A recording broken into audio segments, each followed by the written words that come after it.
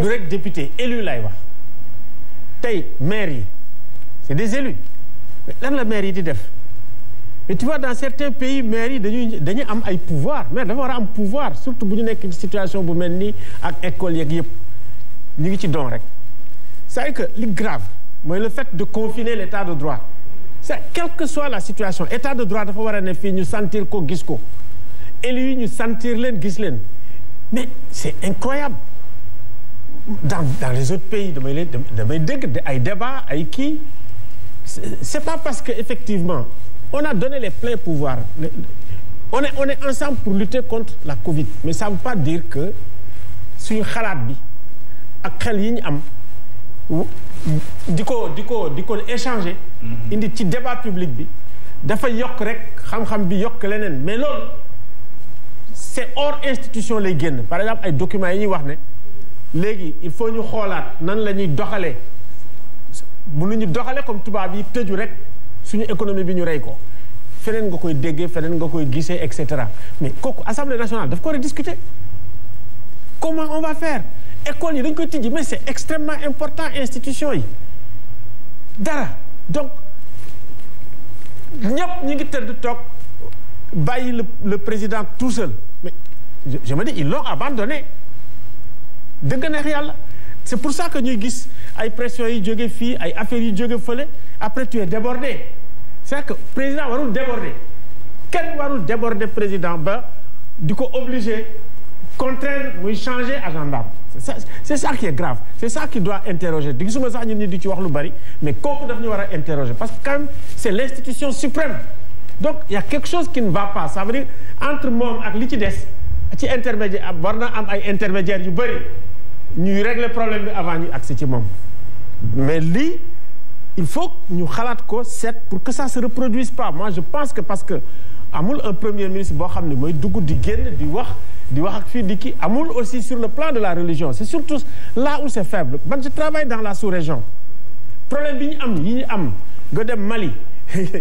nga dem Niger nga dem Burkina nga dem Cameroun nga dem Tchad Nigeria problème bi la donc ñun am nañ chance ba léegi déborder wuñu mais il me semble qu'il y a un certain nombre de choses yoo xam ne ñu ngi génn si fekkee ne liggéeyuñ ci bu ñuy agsi foofu parce que dañuy affaiblir état bi affaiblir autorité état bi affaiblir autorité suprême te on a intérêt vraiment à affaiblir l'autorité de l'état mu répondre par rapport à interpellation Abdoulaye je crois que interpellation Abdoulaye am na solo mais xam nga question bi donc koy poser en situant les responsabilités xam nga man mënuma àndoon ces responsabilités yëpp yoo joxe ci situation contexte pour institution bi lu ma la mën a wax te informé la mooy d'abord que déjà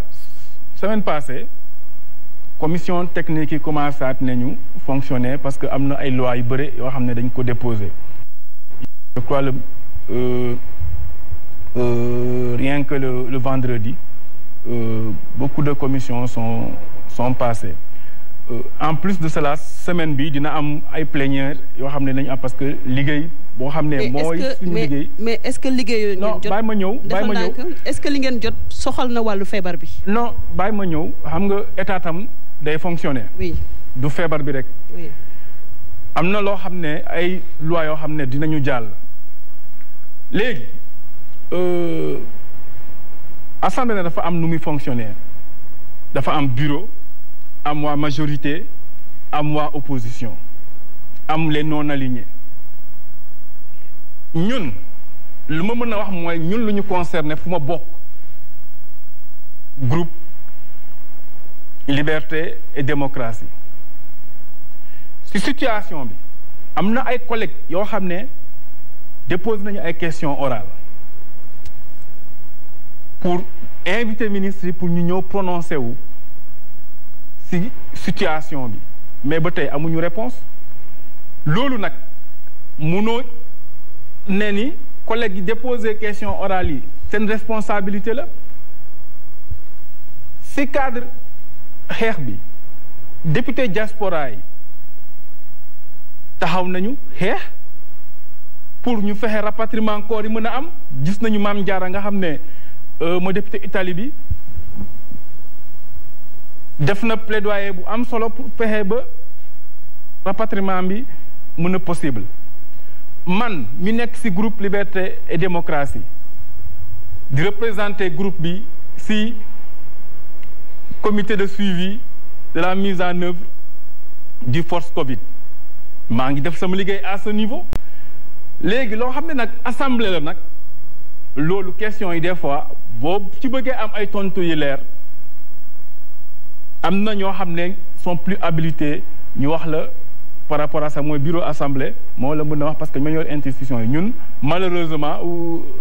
heureusement on est une minorité bien qu'on est une minorité solide mais duñ ñun ñooy diriger assemblée. bu loolu ñun ñooy diriger ñu waroon diriger assemblée xëy na du demee ni mais sénégalais am na ñu confier assemblée yor majorité ñun suñ kaddu la ñu yor fu ñu ko waree wax ko lu ñu war a def ñu def ko le reste nag c'est pas notre responsabilité. alors Justine maa ngi doon wax sànq ci li nga xamante ne par exemple Toussaint le fait que code du travail bi bàyyi ba mu pare. oui allez-y Dimet. noonu lañu mën a comprendre par exemple code du travail am na yoo xamante ne ni ci pension civile lim nañ ko ci assemblée nationale muy projet de loi yu war a jàll ak yeneen yoo xamante ne ni soxalul benn yoon mbirum jàngoro ji en fait man foofu laay waxee c'est vrai que yéen def ngeen ay questions orales te wax ngeen ni aussi tamit yéen vous êtes minoritaire mais liggéey boobu nga xamante ne ni jamono ji mi ngi ci table bi ñu war ko voter te laaleewul dara ak coronavirus yéen donte vous êtes minoritaire waru ngeen aussi tamit génn alerter ba ñu xam ne yéen seen responsabilité foofu dégagé. Non, ne ko analyser, je ne suis pas tout à fait d'accord. Oui. C'est vrai que nous avons une situation épidémie. Mais quand même, il faut comprendre aussi que les institutions marchent. Ça ne veut pas dire que nous avons arrêté le plan, mais on a une def techné, top, c'est quoi? L'union a fait coronavirus, il y a une loi d'habilitation. Loi d'habilitation, le président a une responsabilité, donc, nous avons ici exécution bi ak ci suivi bi ci suivi bi def na kuréel boo xam ne daf ci boole force vive comme ñoom nuñ ko waxee donc ñun ñu ngi ciy jouer suñu rôle di représenter Assemblée nationale dans ce cadre là mooy loo xam ne concerné na épidémie bi en tant que parlementaire léegi dama gisul loi bu ñëw boo xam ne concerné na Covid bi te assemblée jël ko teg ko ci tiroir yi lu mën a am mooy il faut que ñu comprendre ni assemblée dina continuer di fonctionner ci loi yoo xam ne bokk na ci continuité marche état mais nag loo xam ne nag implication assemblée ci xeex bi ak yooyu loolu honnêtement man laaj ma ko wala laaj ko ku nekk opposition day fekk da nga ko bëgg a laaj koo ko warul laaj rek mais koo ko war a laaj. mais fa nga nekk honorable fa nga nekk. oui mais loolu xam nga ba tey laaj bi laaj ma ko n'importe qui député laa ko laaj à l'Assemblée nationale te gis na am na ay projet de loi yoo xamante ne dama ko jot a yër presque toll na ci 4 voire 5 projets de loi yoo xamante ni amul lenn lu laale ak mbirum jàngoro ji. man foofu laay ñëwaatee c'est vrai que institution yi dafa war a liggéey mais yaakaar naa ne tamit bu fekkente ne jàngoro ji mi ngi fi ba léegi si te saafara wuñ ko lu ñu liggéey tamit du continuer dem fenn. mais lu mu la ci mën a wax mooy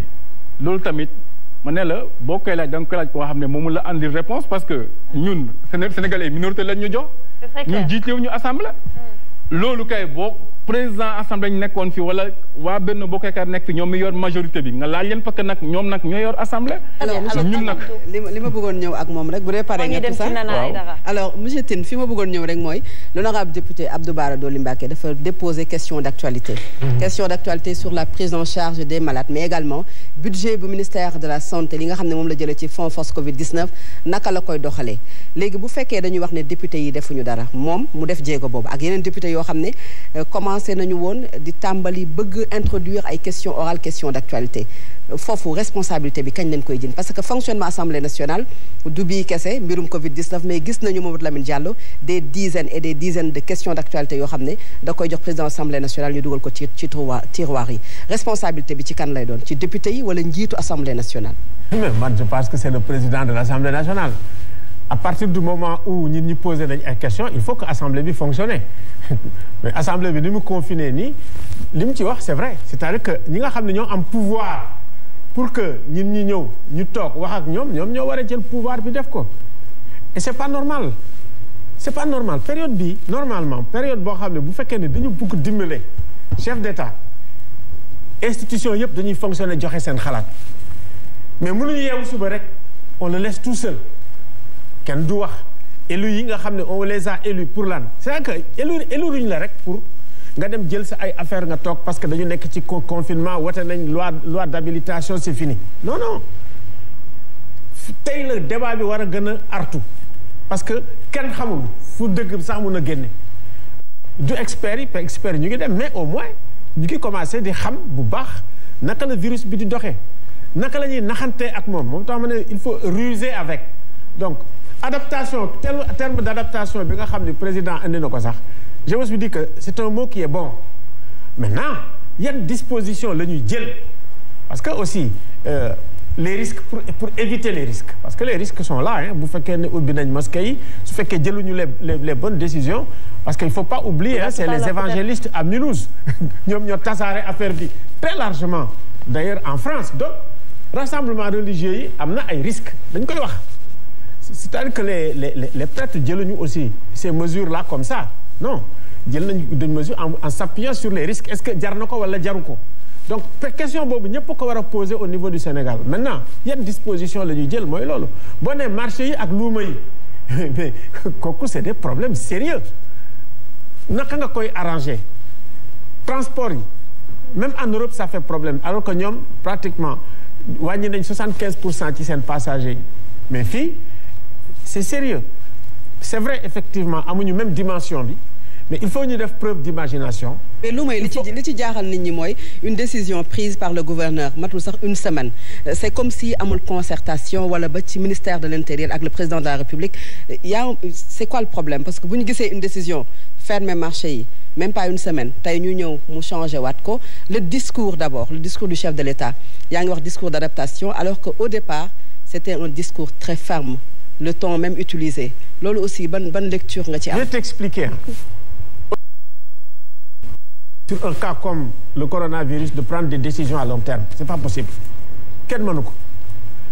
fi mu ne nii on ruse avec il me semble que am na ay méthodes yoo xam ne moom la certains pays jël mooy dépistage massif soo amee dépistage massif mën nga def cartographie c'est que les tubaab ont fait d'ailleurs en disant zone rouge et à partir de ce moment ñu seet ñan la ñuy confiner fi nga xam ne dafay propager fi nga xam ni kii na leer na am nga yoon nga xuus c'est comme si nga am ay jaune ay vert ak ay rouge il me semble que il y a d'ailleurs l'ancienne ministre la Thiam là qui a donné cette idée je trouve que c'est une idée lumineuse d'ailleurs bu njëkk ba boo doon xool dépistage yi lu tuuti lañ daan def même français yi dañu amul woon moyens yi moo taxoon ñu daan def lu tuuti comme pour masques yi mais bi ñu comme amee moyens yi ñu ngi def comme allemand yi dépister largement il me semble que loolu mun na xàll ay yoon marché yeeg luuma yi il me semble que il faut que ministre des affaires étrangères c'est problème bi du problème comment dirais-je problème sanitaire rek il y a les sociologues qui peuvent intervenir économistes yi il me semble que dañuy war a indi benn gamme bu assez large mën naa ni sax sémioticiens yi parce que man ci laa bokk ñu ñëw daal di xool naka la ñuy configurer naka la ñuy waxtaane ak nit ñi ak communication bi c'est extrêmement important. D'accord. Parce que ñun ñëpp bokk ñu niveau de culture. donc papa man li ma la bëggoon a laaj rek sànq ba tey dañuy dégg ci say wax ngay wax pression religieuse boobu ba tey tout le temps day ñëwaat ci say wax mais est-ce que pression religieuse la parce que bu ñu xoolee ni am na loo xam ne jotoon na fi xew religieux yi nga xam ne tey ñoom la ñuy wax ni ñoo teg pression yi doon nañu intervenir par rapport ak yenn situation yi pour peut-être président bi génn ci mais dafa taxawoon ci position donc est-ce que du pression boo xam ne France la jógee ndax ñëpp dañuy wax copier-coller la comme li Dambodj wax rek bu xiinee France taw Sénégal donc est-ce que du pression boo xam ne ni bitim réew la jógee mais pas ay pression religieuse parce que boobu ba tey gis nañ fi xalifa bi nga xam ne Léona Niassène bi nga xam ne jotoon nañ wuyu ji ak leneen loo xam ne jot na fi xew donc est-ce que pression religieuse la aussi. non xam nga pression religieuse mun naa ne ni mbir mi demee la xam nga su fekkee ne da nga ne nañu tëj mosquée yi nga tëj yëpp benn fonctionné wu du am frustration mais su fekkee ne da nga tëj mosquée yi ñii gis ni fii ñii ñu ngi ubbi seen mosquée di julli kenn defu leen dara ñële ubbi seen mosquée julli ñu jàpp leen tëj day indi frustration loolu nag c'est que injustice toujours il faut faire extrêmement attention surtout en matière religieuse parce que foofu j'ai l'impression que foofu la brèche bi am la brèche est sortie de là et puis daal di dem surtout aussi au niveau des Niassènes et puis même le Karim qu'on a pris là vraiment je profite de l'occasion pour dire vraiment c'est pas la peine dañ ko bàyyi quoi mu dem parce que jaru ko quoi bon xool yi jóg na fi mu ne nii révolte yi day am mais il faut voir naka la ñuy gérer colère yi naka la ñuy gérer révolte yi sax c'était prévisible quand c'est prévisible da ngay seet comment tu anticipes ça c'est extrêmement important parce que moi li may lire ci réseaux sociaux yi des fois il y a des gens qui sont très bien qui parlent qui disent attention affaire yaa ngi ñëw ci yeneen réew yi ñu koy wax donc di nga am ay informations yoo xam ne bu fekkee ne yow disposer nga des moyens ak ay mécanismes yooyu am loolu c'est que mënuñu am benn mécanisme c'est pas possible c'est que ñu am benn mécanisme muy président mais attends c'est trop lourd c'est extrêmement lourd il faut que mu am yeneen mécanisme intermédiaire yoo xam ni ñooñu déjà dañuy sax alerter ni attention fii daal am na loo xam ne mi ngi waaj a xew ñu dem. mais pression bi nga xam ne dañuy wax ni France la jógee dafa mel te noonu la demee parce que à la base discours bi mardi la woon donc Macron def lundi moom mu def lundi te ñun ñëpp xamoon nañ nan la ñuy demee déconfiné nañu France ñu ne Sénégal fii dañuy déconfiné donc ñun ñëpp à la base on savait que ni exactement nii la waroon demee te pourtant 75 cas kese la ñu amoon ñu ne ñun ñëpp semi confinement na ku nekk toog sa kër ñu am plus de 1000 cas ñu génnee ñu nii à l'air libre donc c'est un peu inquiétant quand même est-ce que tamit du copier-coller pour man Macron am na lu koy